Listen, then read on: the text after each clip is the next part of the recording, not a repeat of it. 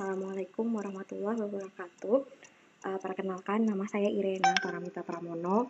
Di sini saya mewakili dari tim Prodi Akuntansi Universitas Bandung. Mungkin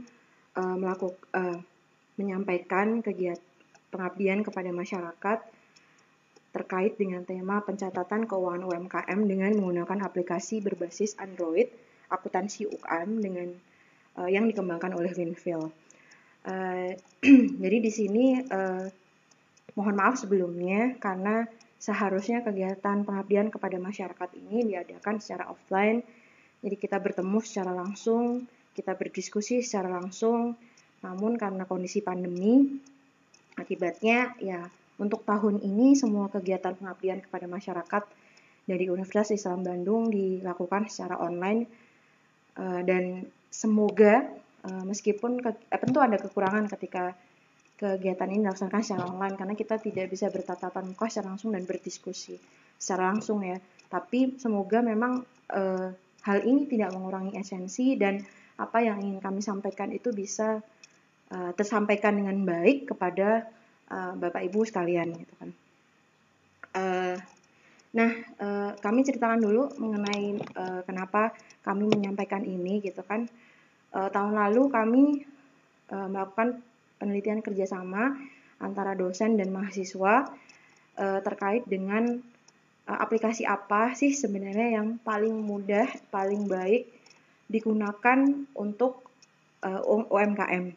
Karena kami merasa UMKM ini harus bisa menyediakan pencatatan keuangan yang baik sehingga mereka tahu bagaimana mengembangkan usahanya ke depan gitu kan, bagaimana kondisi keuangan mereka gitu, apakah mereka punya kesempatan untuk berinvestasi atau kemudian mengembangkan usahanya dengan lebih baik lagi ke depan. Nah, itu menjadi motivasi kami untuk melakukan penelitian tahun 2019.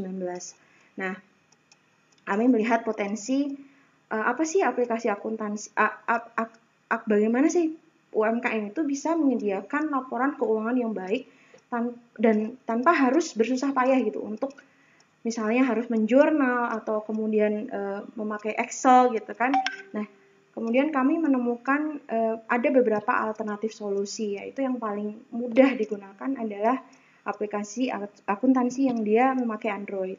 Karena ya cukup ketika kita pegang handphone ya kita bisa mencatat laporan keuangan itu, laporan keuangannya muncul gitu saja. Jadi kita tidak perlu bersusah payah menjurnal, bersusah payah membuat laporan keuangan, kita tinggal memasukkan transaksinya, kemudian muncul di pencatatan laporan keuangannya. Nah, ketika tahun lalu kami kemudian membandingkan beberapa aplikasi akuntansi yang ada, banyak sekali alternatif aplikasi akuntansi yang ada di Google Play Store. Kemudian kami amati, kami lihat dari segi kemudahannya, kami juga melihat dari segi kebenarannya, jadi apakah dia memang benar atau tidak, kemudian dari kelengkapan laporan keuangannya, kemudian dilihat dari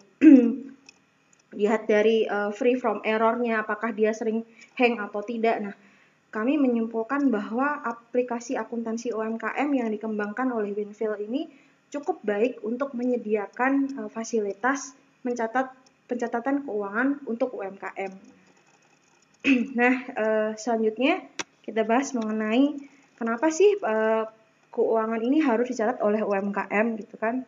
Yang menjadi dasar dari pemikiran kenapa harus ada kegiatan pencatatan keuangan atau akuntansi dalam Islam itu disebutkan dalam Al-Quran surat Al-Baqarah ayat 282 yang menyebutkan, hai orang-orang beriman, apabila kamu melakukan hutang piutang, bermuamalah tidak secara tunai untuk waktu yang ditentukan, hendaklah kamu menuliskannya.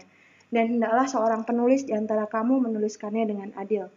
Dan janganlah penulis enggan menuliskannya sebagaimana Allah mengajarkannya.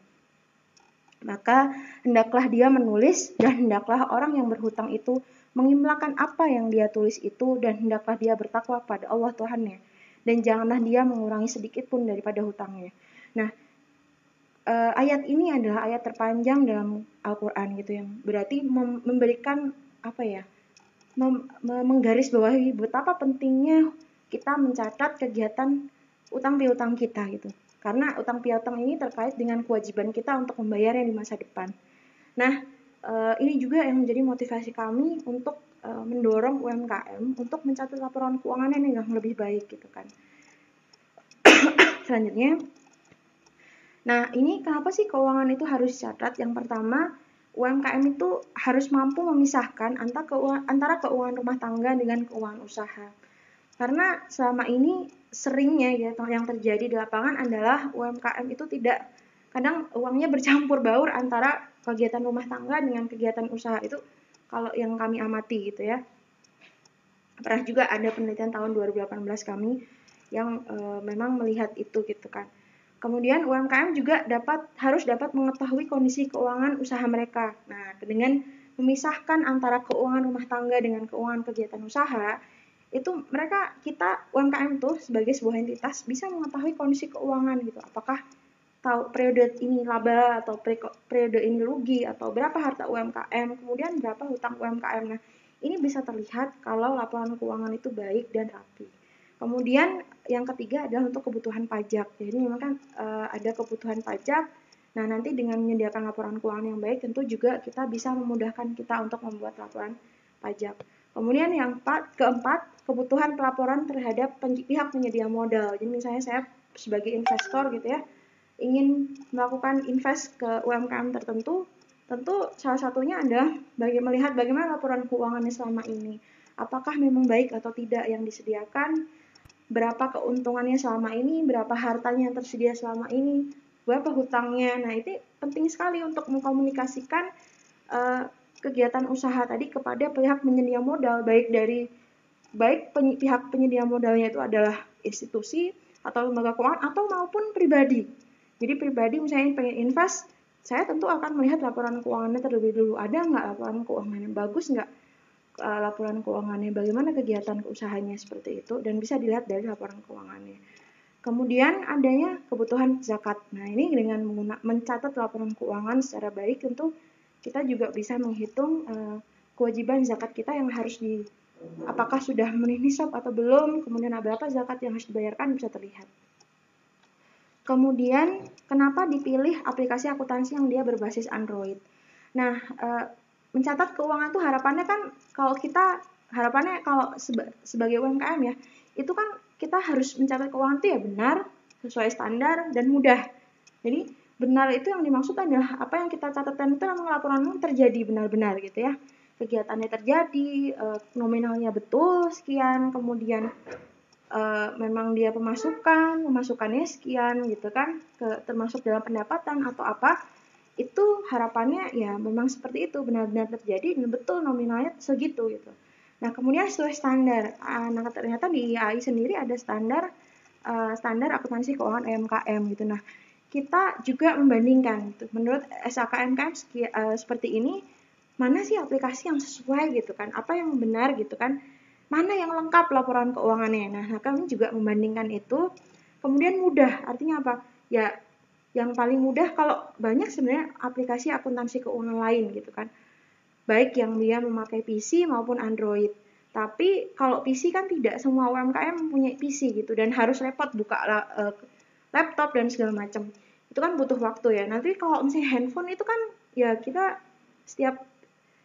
biasanya kan kita selalu megang handphone, apalagi di kondisi pandemi, kegiatan usaha kita beralih ke online. Jadi betapa ini kita melihat potensi bahwa kalau misalnya PC kita bisa repot bukanya, tapi kalau misalnya Android kita cukup mengklik aplikasinya saja. Nah, kemudian kami lihat juga ini aplikasi akuntansi ini juga free from error. Jadi hang-hangnya tuh bisa dibilang nggak pernah gitu. Jadi saya ketika buka aplikasi akuntansi UKM ini nggak pernah error gitu. Jadi ada juga beberapa aplikasi akuntansi yang kami bandingkan ternyata meskipun dia penyedia lengkap laporan keuangannya bagus, tapi seringnya error. Nah, itu juga menjadi pertimbangan kami kenapa akhirnya kami memilih aplikasi akuntansi UKM yang dikembangkan oleh Ninfil.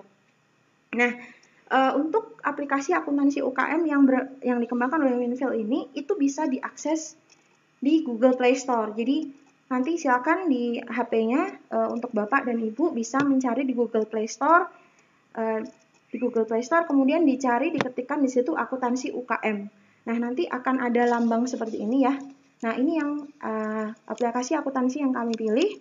Nah, silakan di-download, diinstal, kemudian nanti ini akan kita pakai dalam pelatihan ini. Jadi, silakan Bapak Ibu untuk menginstalnya terlebih dahulu ya. Nah, ini dia ada di Google Play Store dan dia gratis. Nah, ini yang paling penting nih. Kita pengennya aplikasi akuntansi itu gratis gitu kan. Tidak perlu berbayar gitu kan. Nah, itu kenapa alasan kami memilih akuntansi UKM yang dikembangkan oleh Wenvel. Kemudian untuk jurnal di sini juga untuk aplikasi akuntansi ini cukup lengkap ya. Dari mulai penggolongannya untuk kegiatan perdagangan bisa, untuk kegiatan produksi bisa, atau perusahaan manufaktur juga bisa. Jadi kita melihat di sini cukup lengkap fitur-fiturnya. Jadi kita memilih ini. Kemudian di sini untuk memasukkan kegiatan nanti juga akan dipraktekkan secara langsung melalui video tentu saja. Di sini ada untuk memasukkan transaksi kita bisa ngeklik bagian kanan yang tanda positif ini, tanda plus. Kemudian silakan dimasukkan tanggalnya, pilih transaksinya, kegiatan transaksinya apa, kemudian diterima dari mana, kemudian dimasukkan kemana, kemudian keterangan, nominal, dan ada tombol simpannya. Kemudian, nah untuk laporan keuangan ini juga sangat lengkap gitu. Jadi untuk aplikasi ini sangat lengkap. Ada jurnal, jadi nanti untuk jurnal pun kita juga tinggal istilahnya tuh kadang sudah dipilihkan fiturnya gitu. Jadi kita tinggal simpan saja gitu. Jadi tidak ada masalah. Nah, ada jurnal, kemudian ketika kita mengekspor laporan, kita bisa mengekspor laporan banyak sekali, ada buku besar, neraca saldo, laba rugi, untuk melihat laba rugi. Nah, kalau buku besar ini untuk melihat kegiatan per akunnya, kemudian untuk neraca saldo nanti kita bisa melihat kesesuaian antara debit dan kreditnya, kemudian untuk neraca nanti kita bisa melihat harta, kemudian kita bisa melihat periode, kita bisa mengekspor laporan berdasarkan periode, misalnya periode bulan September 2020. Nah, nanti bisa dilaporkan per periodenya. Kemudian di situ juga ada hutang dan piutang. Jadi kita kalau misalnya ingin tahu berapa hutang kita pada waktu tertentu, ini kita bisa langsung mengekspor laporan hutang dan piutang, di sini khusus ada di situ. Jadi ini cukup lengkap ya untuk fiturnya. Kemudian ini yang tadi saya bilang buku rekap hutang dan piutang. Kemudian di sini, nah ini adalah tadi ekspor laporan Excel. Jadi selain kita bisa melihat secara langsung di aplikasi, kita juga bisa mengekspor laporan tersebut ke dalam bentuk Excel. Jadi kita bisa mengamatinya lebih detail gitu ya di Excel, dan ya kita bisa menggunakannya di PC gitu kan. Kemudian nah ini untuk usernya, di sini kita bisa melihat, di sini juga bisa menambah, memilih, dan restore usernya gitu kan. Kemudian di sini ada pengaturannya. Nah, untuk pengaturan nanti juga ada pertama pengaturan perusahaan, kemudian ada pengaturan modal awalnya, ada pengaturan rekeningnya, mungkin bisa ditambah rekeningnya, bisa ditambah akunnya. Kemudian atau menghapus akun yang tidak terpakai gitu kan. Nah, itu kemudian ada fasilitas fitur backup-nya. Di backup, jadi misalnya data kita bisa backup sewaktu-waktu, misalnya pada tanggal sekian kita backup lagi. Setiap hari kita backup tidak masalah ya, kita backup. Jadi ketika misalnya aplikasi itu ketika gadget jadi ada backupnya, ketika aplikasinya rusak atau tertentu error terjadi, kita bisa data kita tuh aman gitu di Android masing-masing, di gadget masing-masing itu ada backupnya. Kemudian untuk restore, jadi selain di backup juga kemudian ada restore database, jadi bisa kita masukkan ke dalam G Drive.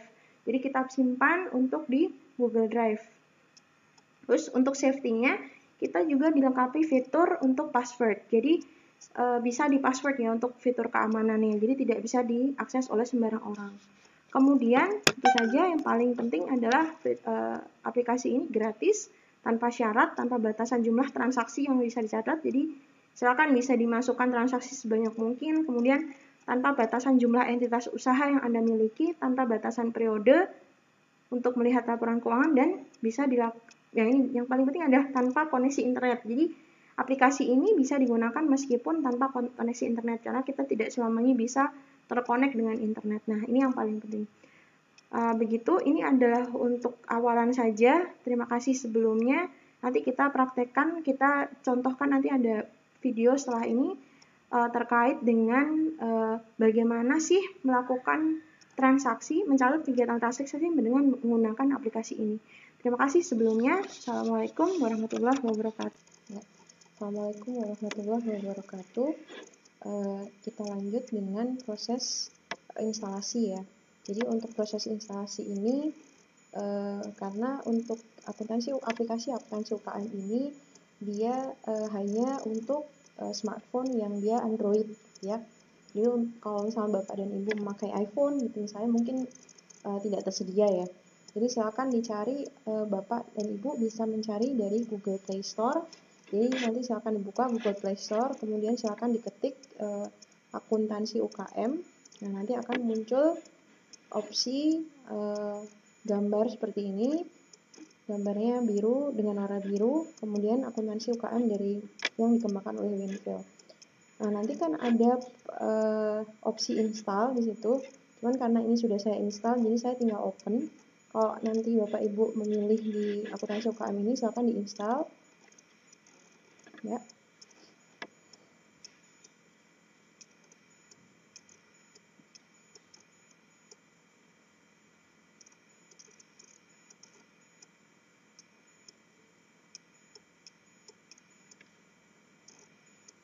Jadi proses instalasinya juga tidak terlalu sulit.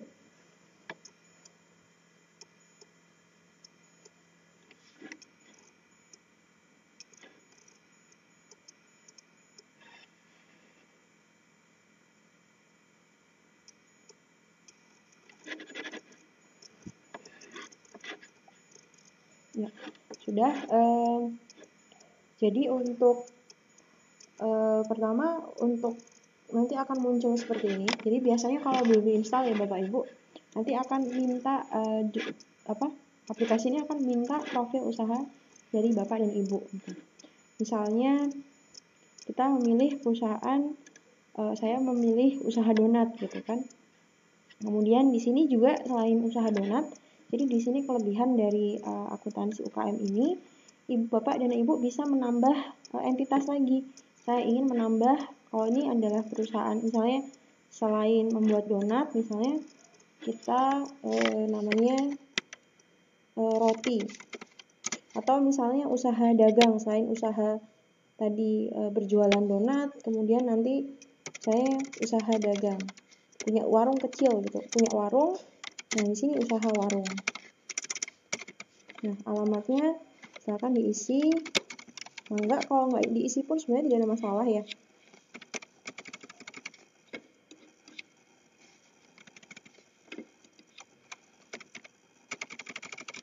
Kemudian email. Silakan diisi.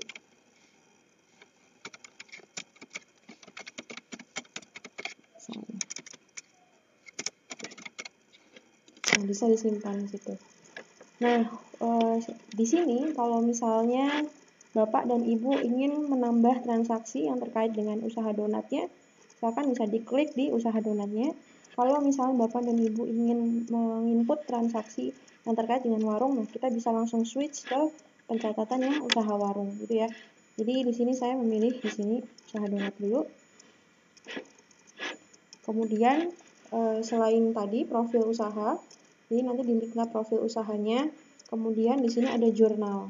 Nah, jurnal ini biasanya kita terkait dengan transaksi harian.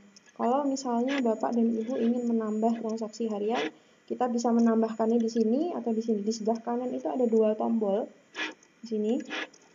Yang ini dan ini. Nah, dua-duanya bisa dipakai. Jadi yang ini adalah versi yang manual. Jadi kita untuk yang ini kita manual mengisi nama transaksi apa, kemudian debitnya apa, kemudian kreditnya apa. Nah, ini terkait dengan penambahan transaksi. Tapi kalau yang tanda positif ini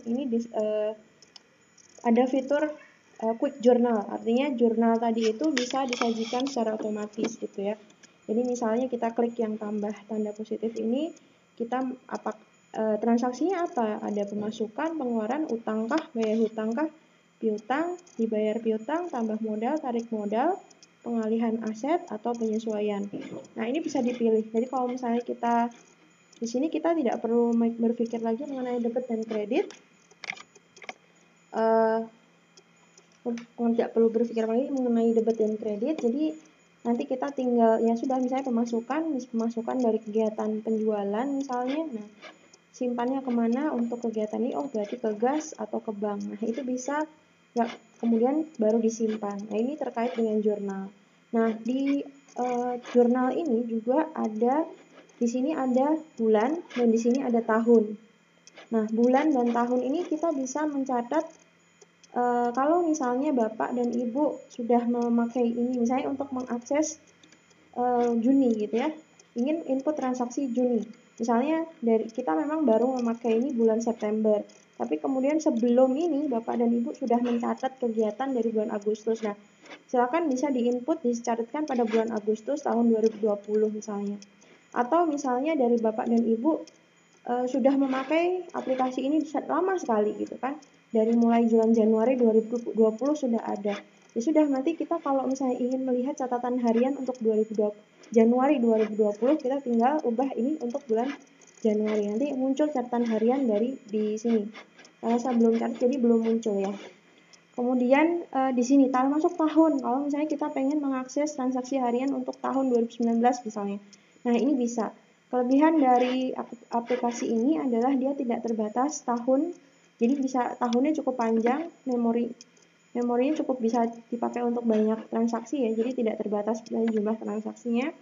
Jadi bisa cukup panjang, baik Januari, Februari, dari tahun berapa nanti memori ini bisa diakses. Kemudian untuk laporan ini di sini disediakan banyak sekali jenis laporan. Nah, ini adalah outputnya Bapak Ibu. Jadi output dari kegiatan kita. Jadi Bapak dan Ibu tadi kan sudah melakukan pencatatan transaksi kegiatan. Tinggal klik saja kan tadi ya. Nah, kemudian oleh aplikasi ini kemudian dikeluarkan outputnya dalam bentuk laporan, sehingga mempermudah kita untuk mengecek kembali bagaimana sih kondisi keuangan kita gitu. Yang pertama jurnal ya. Jadi kalau jurnal berarti kita tinggal klik jurnal, nanti kita bisa melihat transaksi ke jurnal yang sudah dicatat itu seperti apa gitu misalnya. Kalau di sini berarti September misalnya dari Agustus kemudian sampai September.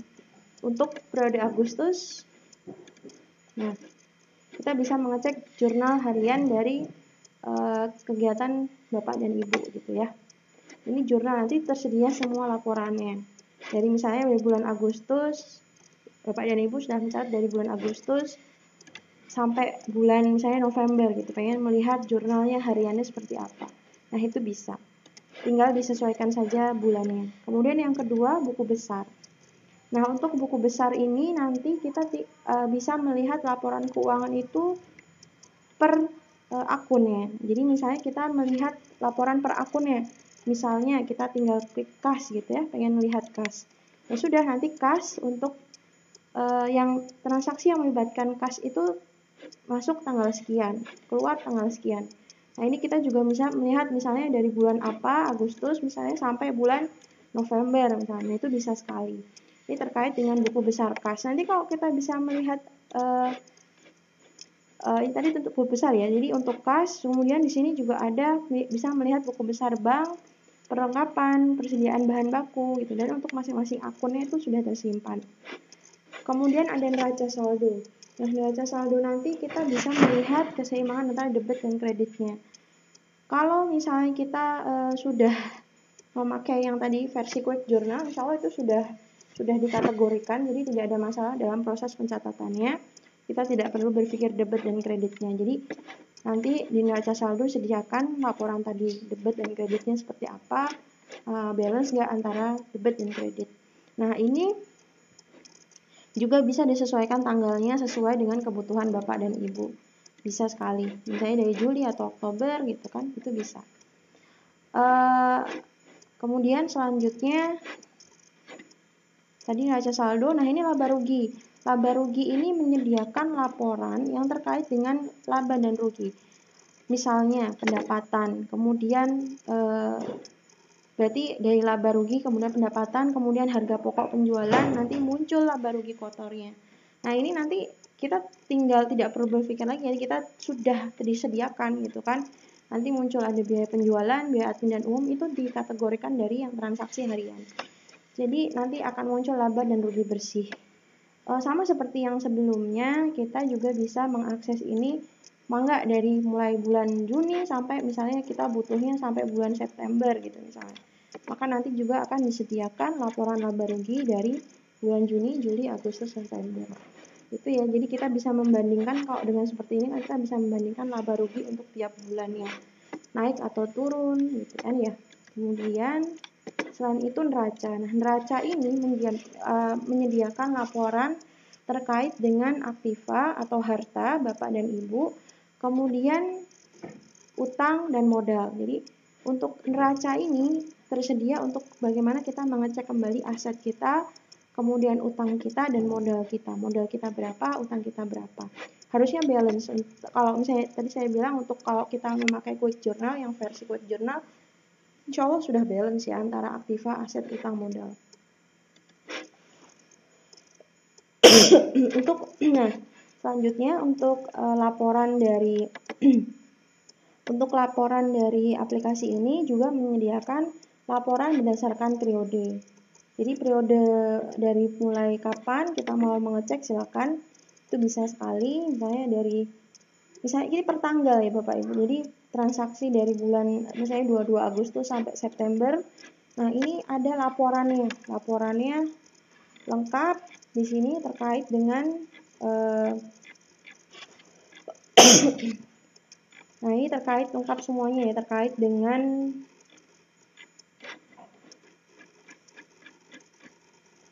neraca, kemudian juga ada pendapatan, kemudian HPP, berarti ini laba rugi.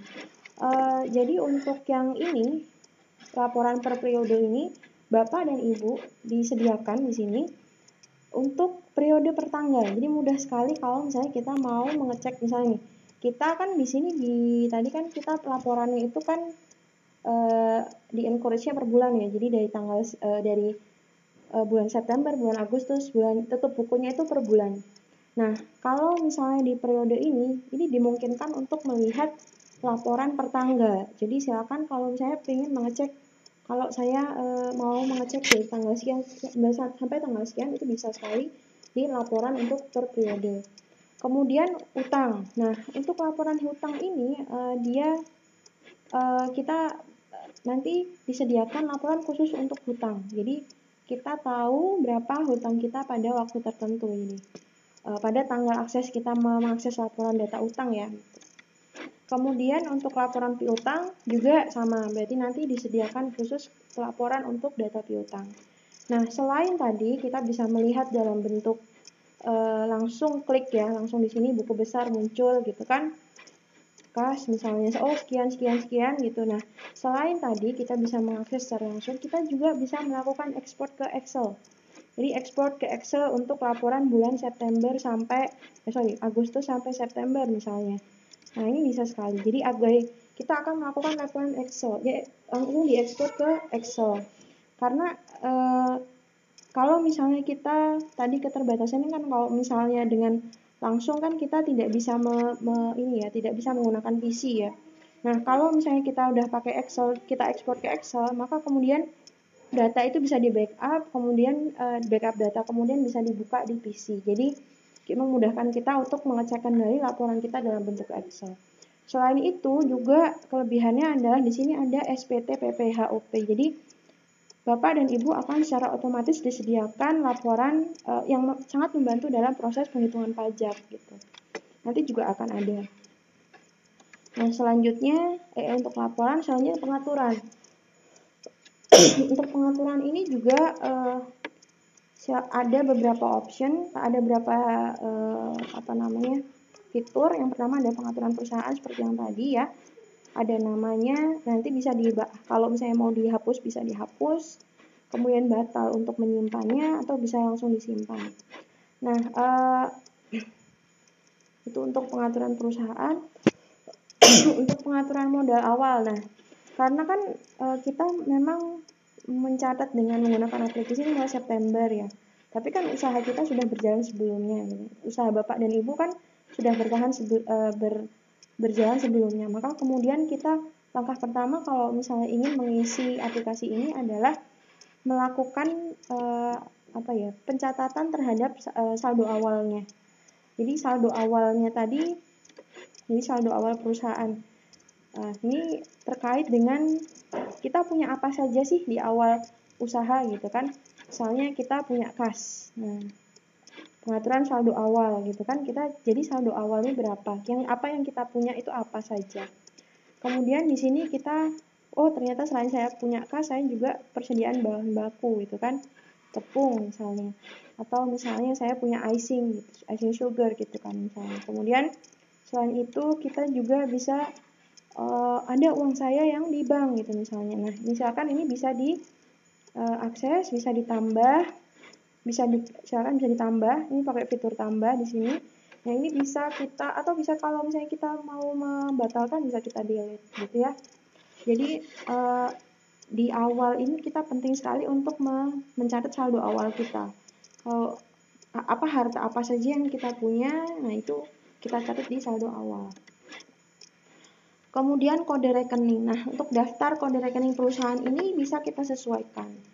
Nah, ini di kode rekening yang sudah di default dari aplikasinya atau yang sudah disetting dari aplikasinya, ini ada Aktiva Lancar.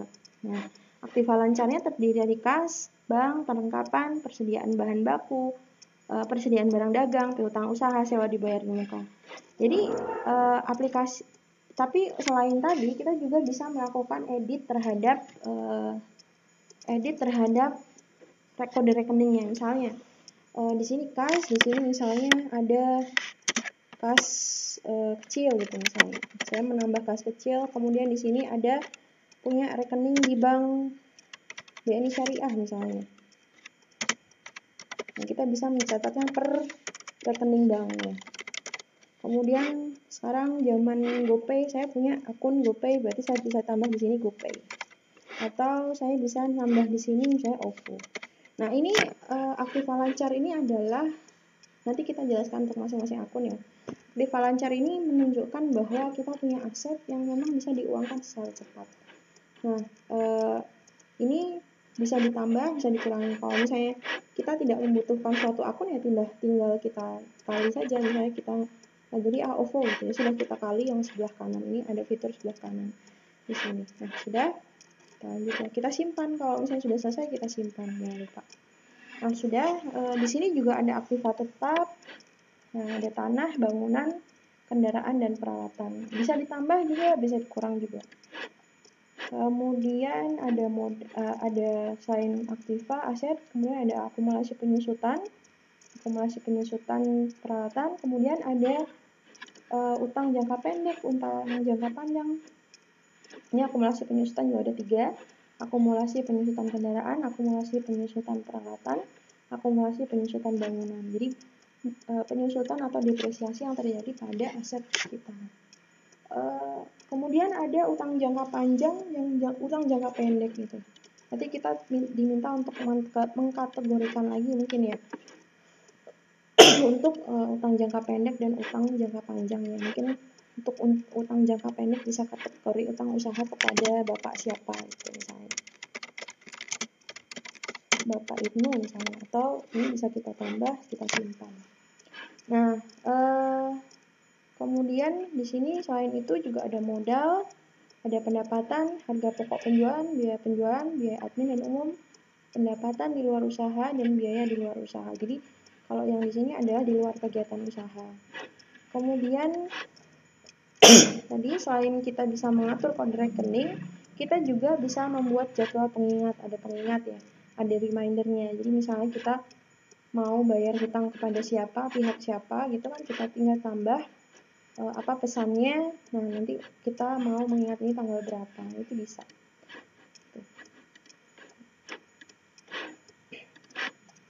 Nah, untuk selanjutnya juga ada fitur keamanan. Untuk fitur keamanan ini kita bisa menaruh password ya. Jadi silakan kalau Bapak dan Ibu merasa bahwa memang harus, jadi ketika misalnya gadgetnya hilang, kita bisa membuat fitur keamanan ini agar tidak mudah diakses oleh orang ya. Itu data. Kemudian untuk backup, nah ini kita bisa membackup data kita. Jadi sesudah misalnya untuk periode Bapak dan Ibu sudah mencatat transaksi bulan Oktober. Nah, setiap bulan itu bisa kita backup datanya. Nah, nanti tersimpan, kalau kita sudah terbackup ini, kita pencet backup ini, nanti dia, maksud saya ini pakai PC, jadi tidak bisa saya contohkan. Jadi kalau misalnya ini di backup, nanti disimpan di HP Android masing-masing, di smartphone Android masing-masing ya. Jadi nanti untuk coba cek Bapak dan Ibu, kalau sudah di backup, bisa dicek di File Manager. Kemudian di File Manager itu akan muncul folder namanya akuntansi UKM. Nah, data pada waktu itu, data yang di backup tadi ada di situ. Nah, selain data yang di backup itu juga data yang di backup tadi itu nanti bisa, kalau misalnya nih kita mau di backup, kita simpan dalam folder handphone, kita copy ke PC. Nah, data itu bisa dibuka di PC sebenarnya. Bisa dengan menggunakan web. Kemudian atau misalnya tadinya pencatatannya double gitu, misalnya yang satu di PC, yang satu di nah ini harus konsisten ya Bapak Ibu ya. Kalau misalnya kita mencatat di PC ya kita pakai web. Atau sebenarnya bisa sih pakai di nanti saya ada di restore ya. Jadi setelah backup, terus nanti ada restore database. Jadi setelah di backup bisa di restore lagi. Nah, ini yang menarik. Ini ada sync Google Drive. Jadi ketika kita sudah login akun kita gitu kan, misalnya emailnya kan tadi sudah diisi, nanti bisa disingkan ke Google Drive. Nah, ini salah satu antisipasi ketika misalnya kita lupa gitu ya membackup data, kemudian juga kita lupa membackup data, jadi bisa langsung disinkronkan ke data Google Drive. Jadi bisa tersimpan di Google Drive, itu lebih aman. Kalau terjadi sesuatu dengan gadget kita juga data tetap ada. Gitu. Kemudian ada fasilitas reset. Kalau reset ini berarti nanti kita menghapus semua datanya, semua data yang ada di aplikasi tersebut. Kemudian ada kalkulator, kira itu ya kalkulator mah hitung ya. Untuk bantuan, nah ini Bapak dan Ibu juga bisa selain pelatihan ini juga sebenarnya banyak sekali modul yang disediakan oleh aplikasi ini. Jadi ada modul, kemudian ada video review, kemudian juga ada bahkan ada fasilitas Telegram untuk melakukan diskusi terkait aplikasi ini. Ini bisa ada panduannya di Google Drive, silakan diklik dan kemudian di-download. Di situ bisa diakses dan bisa belajar dari situ karena ini kan ini berkembang ya. Jadi mungkin kan untuk kasus per kasusnya untuk setiap usaha itu berbeda gitu. Jadi nanti bisa mencari contoh dan belajar dari sini panduan dan e-booknya. Oh ya, dan ini keterangan warna untuk masing-masing akunnya. Ada pemasukan, pengeluaran, utang, bayar utang, diberikan warna yang berbeda agar kita mudah untuk mengidentifikasinya. Kemudian selain bantuan, ini tentang akuntansi UKM-nya. Nah, kemudian ada donasi. Nah, untuk donasi ini memang ada, jadi kita bisa melakukan donasi terkait dengan pengembangan aplikasi ini. Silakan kalau misalnya ada kelebihan rezeki dan harapannya agar ada bermanfaat untuk semua orang yang bisa kita lakukan donasi di sini. Nah, gitu sudah itu saja dulu terkait dengan instalasi. Terima kasih sebelumnya. Assalamualaikum warahmatullahi wabarakatuh. Assalamualaikum warahmatullahi wabarakatuh. Tadi kita sudah membahas mengenai proses instalasi dan bagaimana sebenarnya pentingnya dari kegiatan catatan keuangan oleh UMKM ya. Dan selanjutnya di sini kami akan menyajikan mengenai bagaimana proses transaksi itu dicatat dengan menggunakan aplikasi akuntansi UKM oleh Winfield. Nah, ini kami sajikan dulu mengenai pengelompokan transaksi keuangan yang disediakan di sana. Jadi nanti untuk aplikasi tersebut akan menyediakan quick journal ya. Jadi ada dua fasilitas, yaitu Satu terkait dengan quick journal. Di sini. Nah, di sini ada dua fasilitas untuk melakukan pencatatan. Yang pertama ini adalah versi manual ya istilahnya. Jadi kita memasukkan nama transaksi seperti biasa. Kemudian untuk perkiraan akun yang akan dipakai itu apa, kemudian apakah itu debit atau kredit, nanti kita isi secara manual. Kemudian yang kedua juga harus karena harus seimbang, berarti nanti ditambah lagi dengan akun apa di bagian kreditnya. Nah, itu untuk versi yang manual. Nah, kalau di fasilitas aplikasi akuntansi ini sangat memudahkan sekali karena ada fasilitas quick journal. Quick journal itu yang sebelah kanan ini kita tinggal memencet tanda positif. Nah, ini akan sangat memudahkan karena di dalam transaksi di aplikasi ini itu sudah dikategorikan menjadi beberapa kategori. Jadi nanti untuk yang kategori apa transaksinya termasuk pemasukan misalnya, maka nanti akan ada pilihan diterima dari apa, kemudian dimasukkan simpan kemana. Ya, ini akan sangat memudahkan Bapak Ibu sekalian untuk melakukan pengisian. Nah, pertama kita akan membahas dulu mengenai pengelompokan jurnal yang ada di versi quick journal. Nah, kita bahas satu-satu. Yang pertama adalah kelompok transaksi pemasukan. Definisinya adalah pemasukan di sini adalah penambahan jumlah uang yang diterima oleh perusahaan dari aktivitasnya. Kebanyakan dari penjualan produk atau jasa kepada pelanggan. Contohnya berarti penjualan barang dan jasa, kemudian pendapatan di luar usaha. Nah, seperti itu ya. Jadi nanti kalau aktivitas yang dia melibatkan penambahan jumlah uang atau kas masuk, silakan dimasukkan, dikategorikan sebagai pemasukan. Kemudian pengeluaran. Definisi pengeluaran ini, kelompok transaksi pengeluaran adalah proses transaksi yang bersifat mengeluarkan aset usaha untuk menambah aset lain, membayar hutang, pengeluaran kategori biaya maupun kategori pengalihan aset. Nah, pengeluaran ini sesuatu yang dia melibatkan aset keluar atau kas keluar. Nah, bisa silakan dikelompokkan sebagai pengeluaran. Bisa misalnya kelompok pengeluaran yang dia bersifat biaya atau pengeluaran yang dia bersifat mengalihkan aset usaha. Misalnya memberi perlengkapan, peralatan, kemudian juga membeli bahan baku, nah itu bisa dimasukkan sebagai pengeluaran. Kemudian ada hutang. Hutang ini adalah kewajiban perusahaan atau entitas, Bapak dan Ibu, kepada orang lain yang harus dibayar dengan cara menyerahkan aktiva atau jasa dalam waktu tertentu sebagai akibat dari transaksi masa lalu. Misalnya, Bapak dan Ibu memiliki kewajiban menerima pembayaran terlebih dahulu tapi belum melaksanakan kewajibannya, itu juga termasuk dalam hutang. Kemudian atau Bapak Ibu misalnya melakukan pengajuan pinjaman kepada pihak tertentu atau lembaga keuangan tertentu, maka kemudian ini dicatat juga sebagai hutang. Kemudian membayar hutang. Kategori bayar hutang ini adalah pengertiannya dibayarnya kewajiban suatu perusahaan kepada orang lain yang dibayar dengan cara menyerahkan aset. Jadi ketika misalnya tadi hutang, kemudian di sini ada bayar hutang. Ketika kewajiban yang tadi sudah dijelaskan di hutang tadi dilaksanakan, maka kemudian ini menjadi masuk kategori kelompok transaksi bayar hutang. Kemudian untuk piutang sendiri definisinya adalah harta perusahaan yang timbul karena seseorang meminjam uang kepada perusahaan maupun terjadinya transaksi penjualan secara kredit atas barang dan jasa yang dihasilkan. Contohnya adalah piutang penjualan barang atau jasa, kemudian ada piutang uang. Gitu. Jadi yang kemudian selanjutnya ada dibayar piutang. Dibayarnya hutang seseorang kepada perusahaan dengan cara menyerahkan aktiva. Piutang itu misalnya kita sudah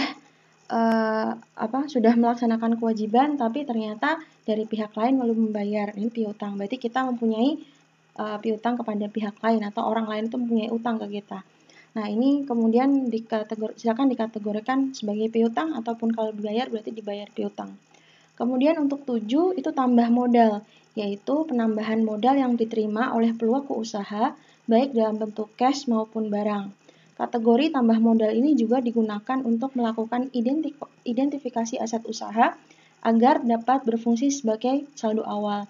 Jadi di sini untuk tambah modal itu berarti dari dana kita sendiri kita masukkan ke dalam usaha kita. Misalnya Bapak dan Ibu punya tambahan rezeki 500.000 kepada UMKM dan kita jadikan itu sebagai penambahan modal dalam bentuk kas, itu bisa.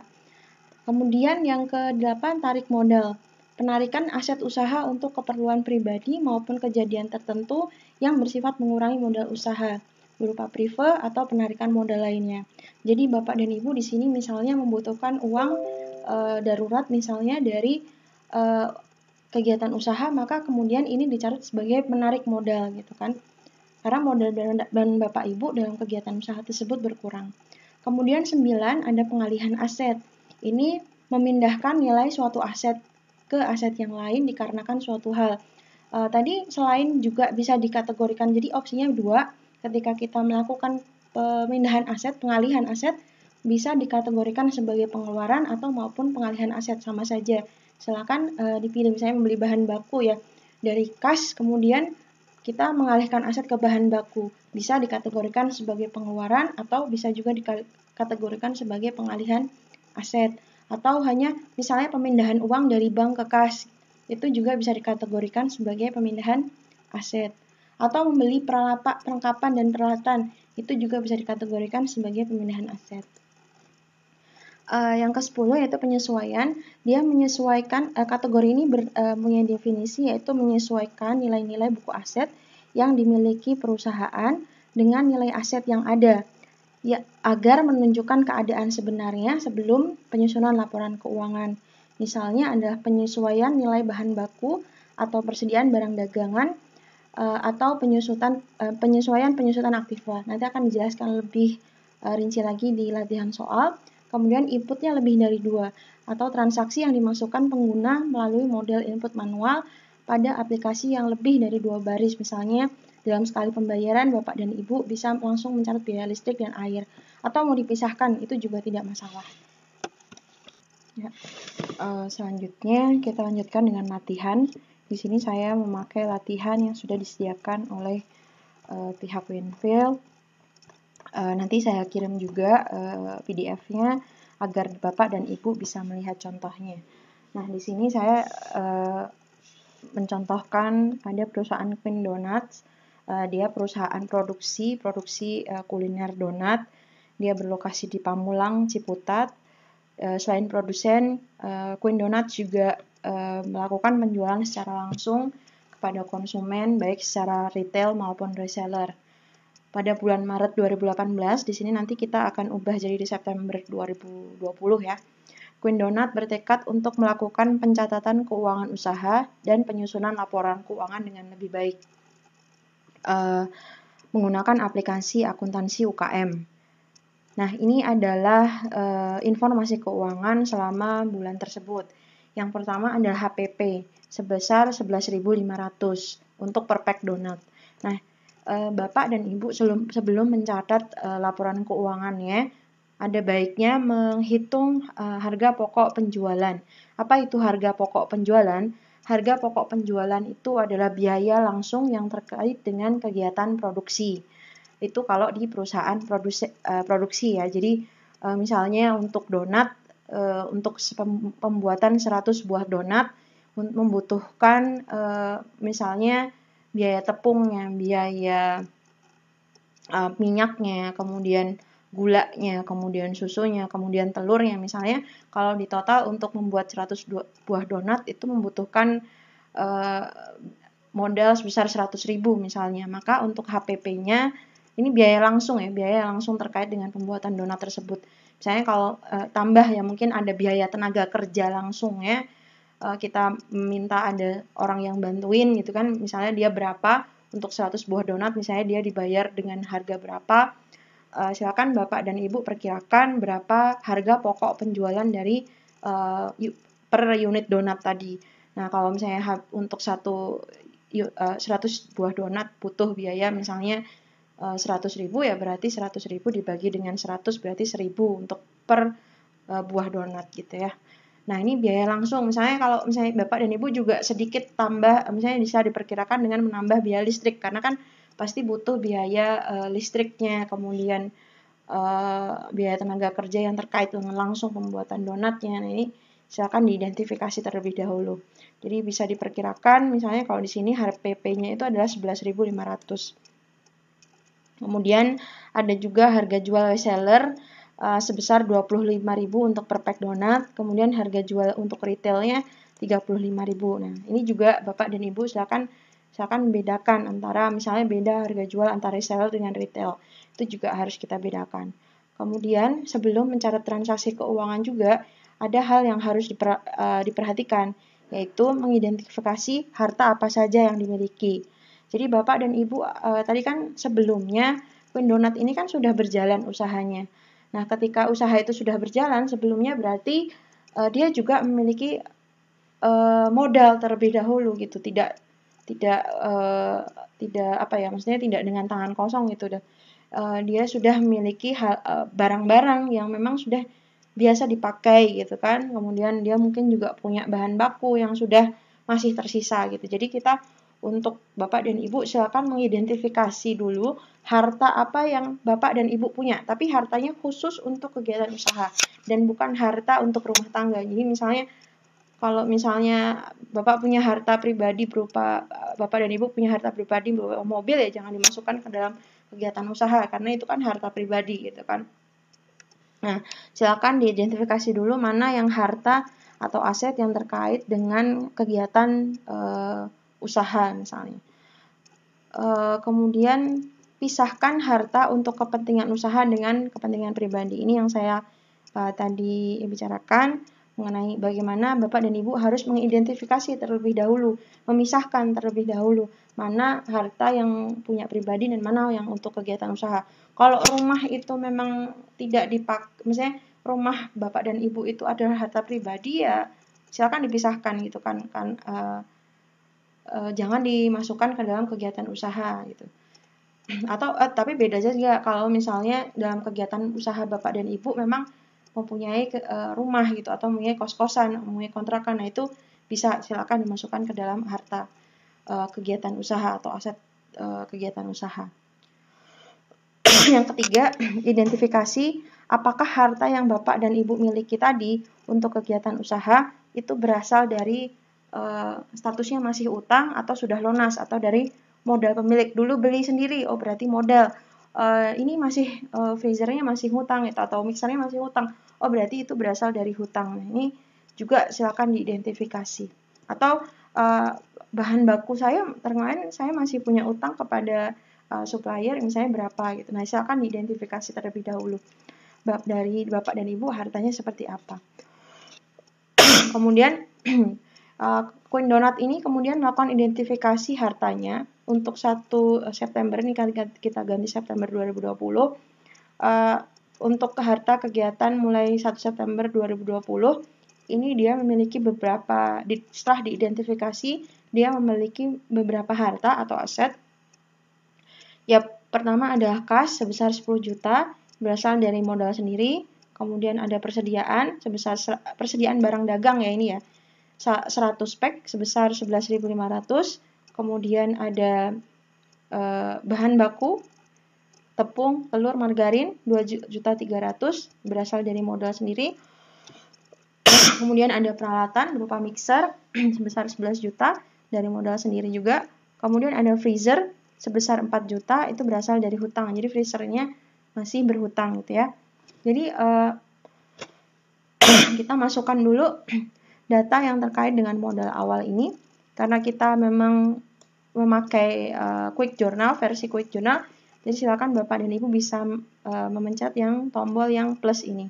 Langsung saja di sini plus. Kita karena ini modal awal, kita bisa menambahkannya ke tambah modal. Berasal dari modal pemilik misalnya. Pertama kan kas ya, simpan ke kas. Berarti pertama adalah modal pemilik, kita simpan ke kas. Nama transaksinya apa? Modal awal gitu ya, modal awal. Nominalnya sebesar 10 juta. Nah, kemudian kita bisa simpan. Sudah. Nah, sini sudah ditambahkan modal awal berupa kas, berupa kas sebesar 10 juta. Kemudian yang kedua ada persediaan 100 spek. Persediaan berarti kita juga sama, di sini kita bisa tambah modal. Kemudian modalnya itu adalah berasal dari modal pemilik. Berupa apa? Berupa yaitu persediaan barang dagang. Nah, kita cek persediaan barang dagang. Di sini modal awal. Sama modal awal.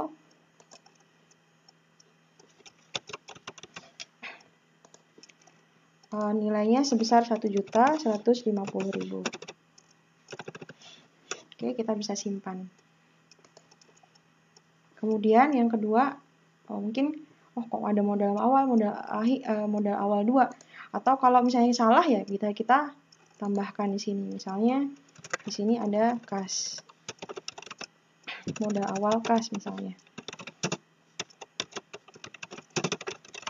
Kita bisa simpan di sini. Kemudian untuk yang kedua kita bisa edit juga modal awal misalnya persediaan. Simpan. Kita tambah lagi dengan dari tambah modal lagi ya. Tambah modal berasal dari modal pemilik.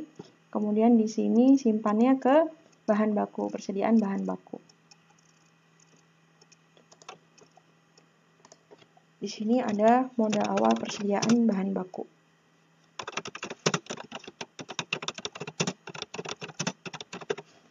Nilainya sebesar 2.300.000. Kita simpan. Kemudian yang selanjutnya ada mixer. Nah, mixer ini kita tambahkan juga ke tambah modal. Kemudian di sini modal pemilik asalnya, kemudian simpan ke peralatan. Oke. Di sini peralatannya ini saya bedakan menjadi 2 supaya kelihatan. Jadi nanti silakan bisa diedit di bagian sebelah kiri di sini. Kemudian ada setting kode rekening. Jadi nanti bisa di situ ada peralatannya cuma 1. Nah, nanti kita bisa tambahkan peralatan, misalnya peralatan untuk mixer, peralatan untuk freezer. Sini peralatan mixer dulu berasal dari modal pemilik. Nilainya adalah 11 juta. Jadi modal awal mixer. Nilainya adalah 11 juta.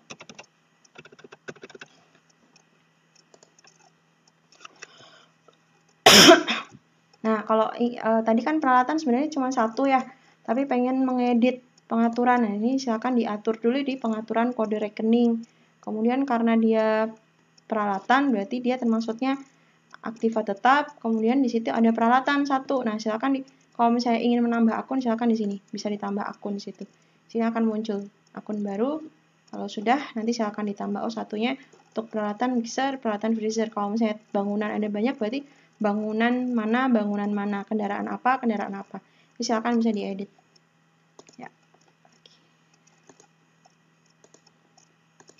Masuk lagi ke jurnal. Sekarang tadi mixer, kemudian yang terakhir adalah memiliki modal freezer. Berarti kita di sini penambahan modal, kemudian di sini adalah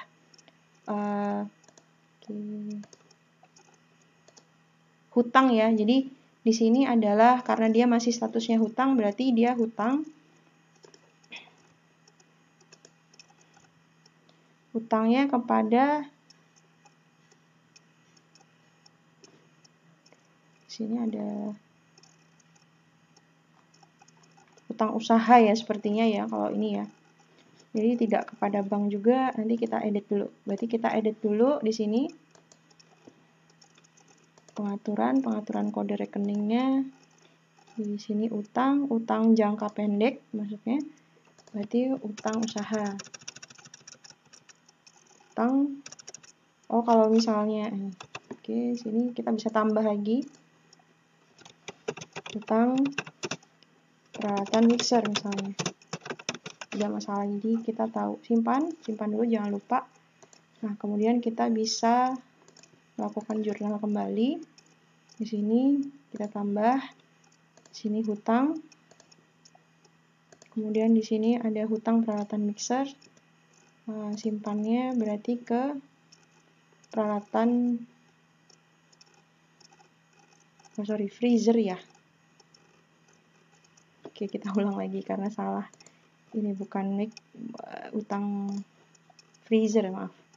Pengaturan kode rekening. Nah, bukan ya, tapi utang. Oke. Bukan mixer tapi freezer. Oke, simpan. Nah, kemudian silakan nanti di jurnal. Nah, sudah. Di sini tambah ke hutang. Hutang, saya hutang peralatan freezer, mungkin ke ini masuknya ke peralatan freezer. Oke, nomor transaksinya.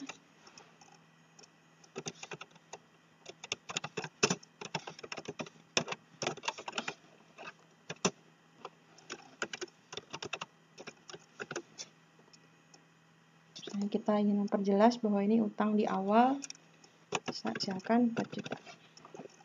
Bebas ya, jadi akunnya bisa diubah menurut kebutuhan Bapak dan Ibu seperti apa. Gitu. Terus selanjutnya kita masuk ke transaksi selama bulan tersebut. Kalau secara praktek sebenarnya tidak perlu kita catat dulu terus kita masukkan, tidak perlu. Jadi sekalian Bapak dan Ibu melakukan kegiatan apa, silakan langsung catat pakai Android, itu lebih mudah ya. Tapi kalau misalnya kita pengen mencatat dua-duanya ya tidak masalah, boleh. Yang pertama adalah tanggal 3 itu ada pengeluaran atau pengalihan aset. Silakan bisa 2 ya, artinya kalau kayak gini 2, bisa 2, berupa belanja bahan baku, berupa tepung, telur, dan margarin sebesar 9.200.000. Berarti belanja bahan baku ya, belanja bahan baku misalnya kita catat sebagai pengeluaran. Kita ambil bahan bakunya itu dari kas misalnya. Kemudian di sini ada persediaan bahan baku. Nah, berarti kita nomor transaksinya belanja tepung, telur, margarin. Atau kalau misalnya ini bisa disendiri-sendirikan, tidak ada masalah. Misalnya tepungnya berapa saya belanjanya, telurnya berapa, margarinnya berapa. Nah, itu bisa, silakan. 9.200.000. Ya. Belanja tepung, telur, dan margarin. Kemudian yang kedua, transaksi tanggal 13. Oh iya, tanggalnya. Tadi tanggalnya. Oh. Oke, bisa disetting. Ini tanggal 13. Oh, saya lupa. Oke, tanggal 13 di sini kita setting tanggal 13. Oke, sudah. Nah, tadi hutang juga, hutangnya tanggal 3 ini nanti ya, berarti ini tanggal 1 semua kita setting karena kan awal September kita untuk ini ya. Nah, oke, 1 September. Oke, gitu ya. Jadi bahkan untuk tanggal pun juga, maaf ini salah, tanggal 3. Untuk tanggal juga bisa disetting, jadi tidak ada masalah.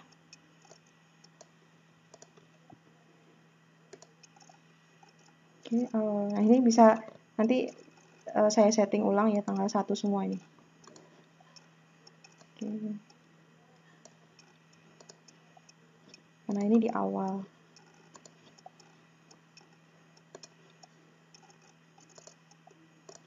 Oke.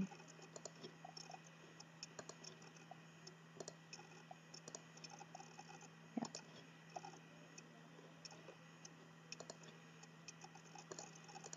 Oke, sudah sesuai tanggal. Kemudian yang kedua itu adalah pengalihan aset bahan baku yang selesai diproduksi menjadi 950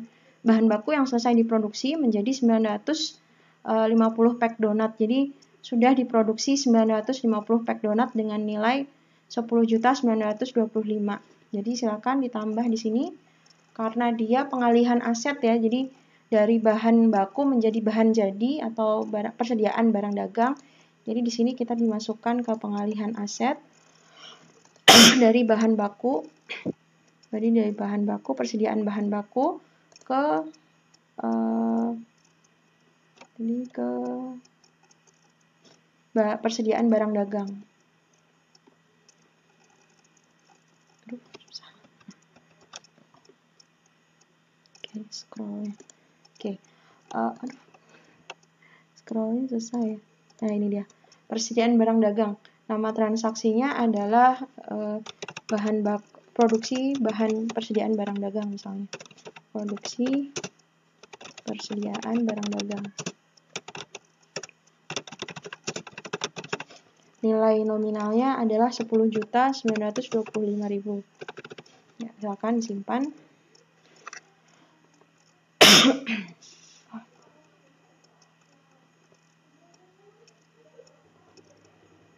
Tanggalnya salah. Jadi ini karena harusnya tanggal sesuai transaksi ya. Jadi kalau misalnya ini jangan lupa. Kalau kita mencatat masalah pun juga jangan sampai lupa menyesuaikan tanggal. Ini tanggal 13 ya ini ya.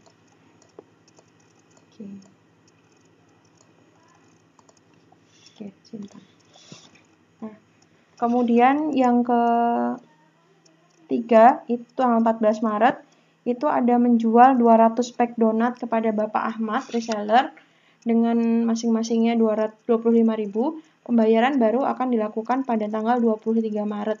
Jadi kita memasukkannya ke piutang karena kan kita memang menjual tapi belum mendapatkan bayaran, jadi tidak bisa dimasukkan sebagai pemasukan tapi sebagai piutang. Di sini masuk bukan pemasukan tapi sebagai piutang. Nah, piutangnya menjual 200 pack donat. Nah, ini misalkan di situ berarti berasal dari penjualan barang, kemudian disimpan ke piutang usaha. Nama transaksinya penjualan donat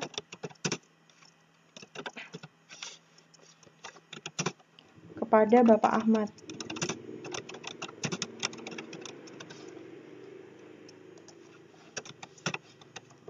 Nilainya sebesar 5 juta. Oke, silakan disimpan. Oke, tanggalnya saya lagi 14 ya. Kurang teliti di awal, harus tanggalnya dulu. Oke, sip.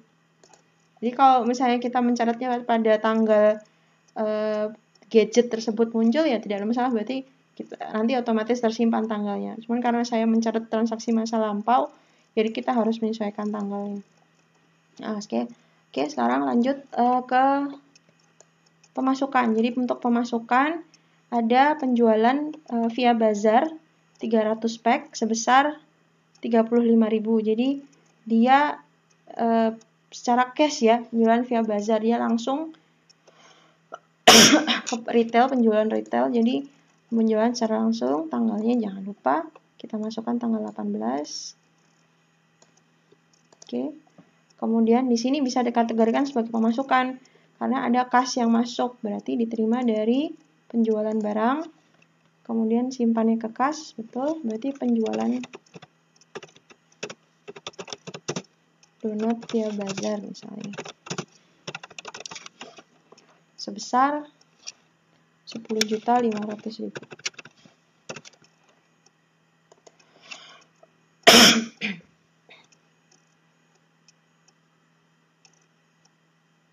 Oke, selanjutnya ada biaya penjualan lain-lain. Ada untuk tadi kan penjualan bazar tadi, ada muncul biaya penjualan lain-lain sebesar 14 juta. Berarti kita bisa kategorikan ini karena ada kas yang keluar, berarti kategorikan pengeluaran diambil dari kas, masuknya adalah biaya penjualan. Biaya penjualan lain-lain sebesar 14 juta biaya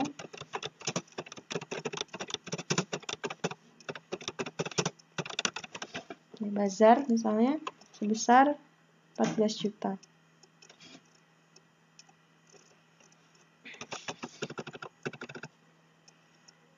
Oke, lanjut. Kemudian ada hutang, meminjam modal kepada koperasi sebesar 5 juta. Berarti kita ditambah sini masuk apa?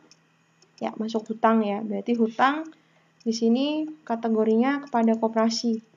Nah, di sini tidak ada ya. Berarti misalnya kita tambah di sini pengaturan, kemudian pengaturan kode rekening, kita bisa masukkan di sini utang tergantung ya. Kalau misalnya lebih dari 1 tahun, silakan masukkan kategori ke utang jangka panjang. Kalau misalnya kurang dari 1 tahun, masukkan ke utang jangka pendek. Nah, di sini saya masukkan ke kategori utang jangka panjang, utang koperasi.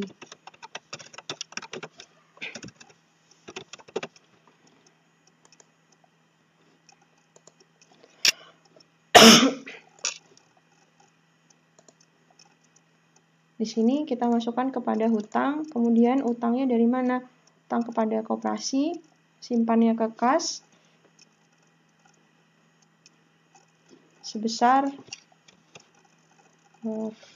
ini namanya modal usaha ya.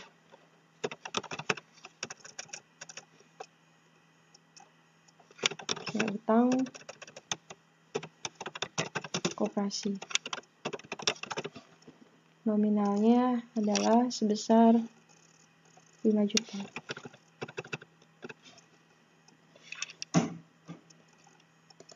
Oke. Tanggalnya harus disesuaikan lagi.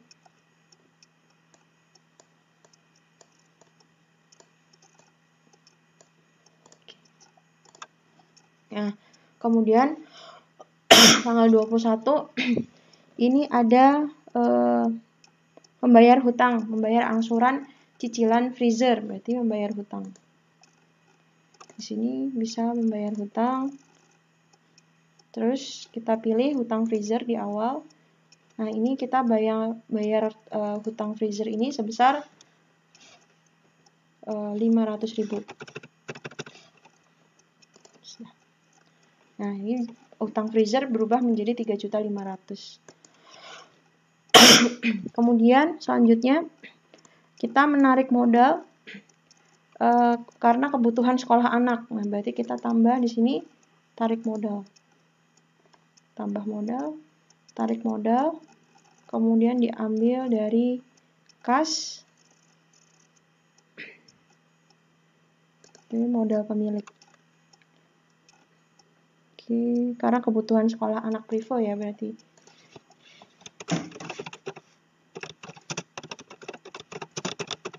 Misalnya, kemudian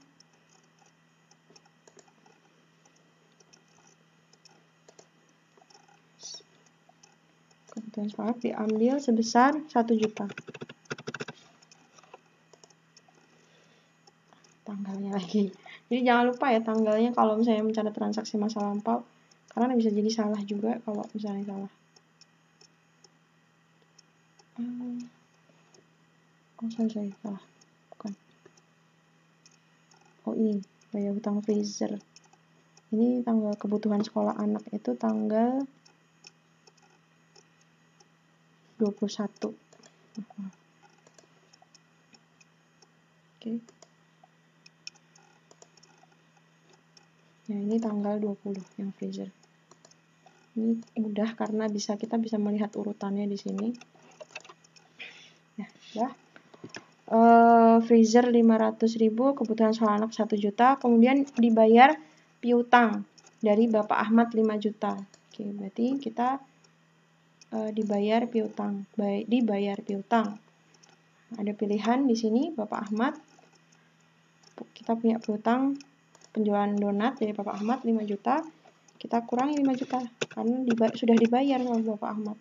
Sip, sudah lunas ya, berarti Bapak Ahmad sudah tidak punya utang lagi ke kita. Kemudian untuk tanggal 25 Maret, kan saya lupa tanggal 23. Oke, simpan. Kemudian untuk tanggal 25 Maret itu ada membayar gaji mes dan karyawan 3 orang. Kita masukkan sebagai pengeluaran. Tanggalnya 25. Kemudian diambil dari kas karena dia bayar tunai, membayar biaya gaji karyawan.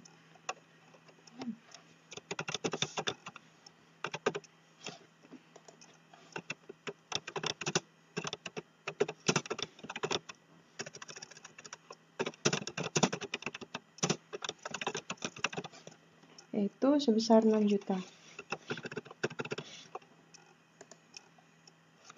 Kemudian tanggal 30 ada pemasukan penjualan donat pada reseller sebesar 25.000 untuk per packnya, totalnya 12.500.000. Berarti di sini ada pemasukan karena dia cash ya. Dia kita menjual cash, jadi dapat dari penjualan barang, simpannya ke kas, nama transaksinya adalah penjualan donat pada reseller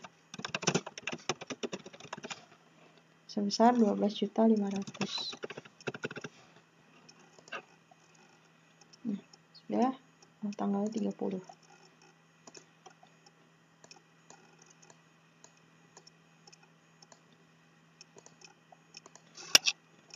Sip, sudah. Itu selanjutnya mengenai penyesuaian. Nah, sekarang kita di sini perusahaan ini punya penyesuaian beberapa hal.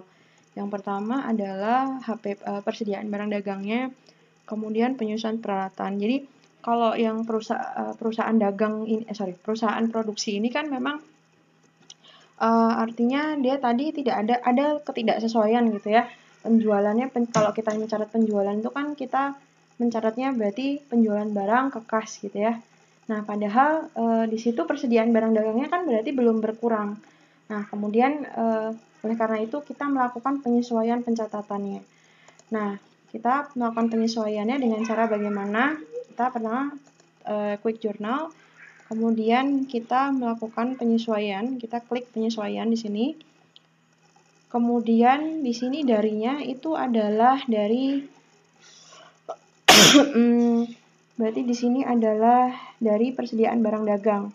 Jadi persediaan barang dagangnya kan kita masih utuh, padahal nggak masuk akal kalau persediaan dagang masih utuh, padahal penjualan sudah terjadi. Berarti di sini kita kurangi dari persediaan barang dagang, kemudian di sini persediaan barang dagang, kemudian di sini yang kedua itu ke-nya kepada siapa? Dicatat kemana? Ke harga pokok penjualan, karena kan tadi sudah dijual, berarti persediaan barang dagang juga berkurang, harga pokok penjualan juga otomatis berkurang. Nah, kemudian di sini kita munculkan penyesuaian, itu fungsi dari penyesuaian. Kemudian kita di sini nama transaksi bisa menulis penyesuaian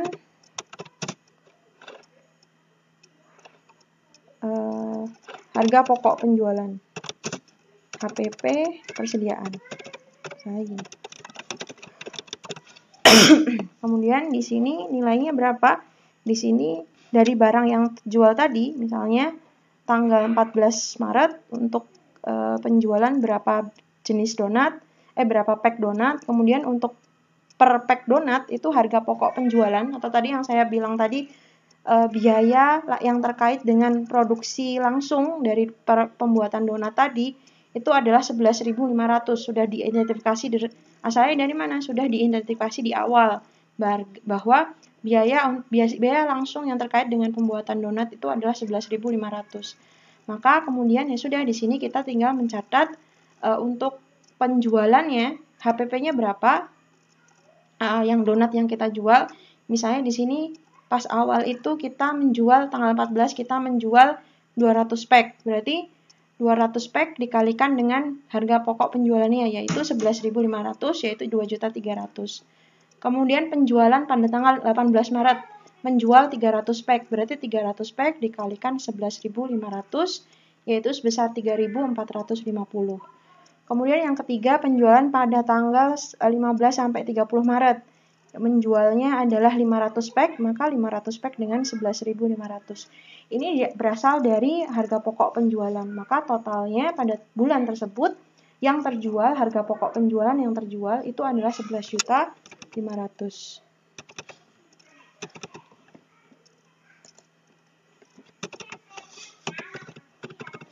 Sudah, kita simpan. Nah, kemudian selanjutnya ada penyusutan. Jadi penyusutan peralatan nilainya 15 juta, masa manfaat sekitar 60.000, sehingga penyusutan per bulan 15 juta dibagi 60%. Penyusutan yang dimaksud di sini misalnya, jadi suatu barang itu kalau di akuntansi itu memiliki umur ekonomis, misalnya kita punya freezer, kita punya mixer. Rata-rata mixer itu misalnya kalau yang bagus itu bisa dipakai sampai 10 tahun. Setelah 10 tahun biasanya sudah usang gitu ya, atau mungkin ada rusak apa gitu kan. Kita perkirakan, ini memang perkiraan ya, jadi misalnya mixer yang bagus itu misalnya 10 tahun umur ekonomisnya, nilainya 11 juta tadi ya. Kalau mixernya ya, mixernya nilainya 11 juta. Kalau misalnya kemudian mixer tadi umur ekonomisnya ada 10 tahun, maka untuk setiap tahunnya dibagi berarti. Misalnya 11 juta dibagi dengan 10 tahun. Jadi penyusutan tiap tahunnya adalah 11 juta. 11 juta dibagi dengan 10 tahun adalah tiap tahun itu disusutkan atau diturunkan nilainya sebesar 1.100.000. Kalau 1 bulan berarti ya 11 juta dibagi dengan 12 bulan gitu kan. Nah, itu untuk penyusutan peralatan. Nah, kebetulan kalau di sini diperkirakan ya, ini namanya perkiraan. Jadi setiap peralatan itu pasti mengalami penyusutan. Meja, kursi, kemudian freezer Bapak dan Ibu, kemudian mixer, kemudian apalagi yang kita pakai untuk 150.000, dia penyusutan tidak ada yang penyusutan apa, jadi kita tambahkan saja. Di sini adalah penyesuaian. Kemudian di sini adalah akumulasi penyusutan peralatan. Kemudian dia ke depresiasi penyusutan. Biaya penyusutan peralatan sebesar 250.000. Biaya di sini adalah penyusutan.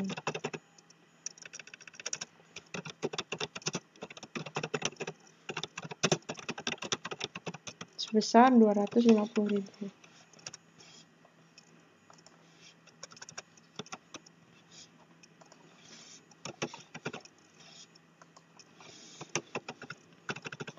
Kita simpan, sudah selesai. Itu mengalami penyusutan. Nah, kita perkirakan penyusutannya berapa, kemudian kita susutkan.